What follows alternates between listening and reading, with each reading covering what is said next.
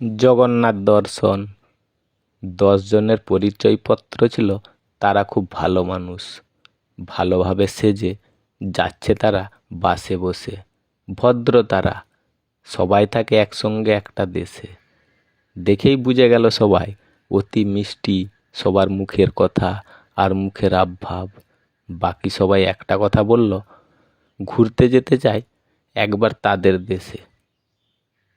সেই 10 জনের সামনে যখন কন্ডাক্টর ভাড়া নেওয়ার জন্য আসে, তাদের মধ্যে যে জানলার সামনে ছিল বসে একটা কথা বলল, সব টাকা দিয়ে দিবার পর তারা উঠেছিল বাসে। এখন তো গ্রীষ্মকাল, ঠান্ডাও কনকনে আছে এখন কোন কোন দেশে। একজন বলল ভারতের বাইরের দেশে। তাদের মধ্যে আরেকজন বলল, কেন কি হবে, আমরা কেউ যাব না একদম বিদেশে।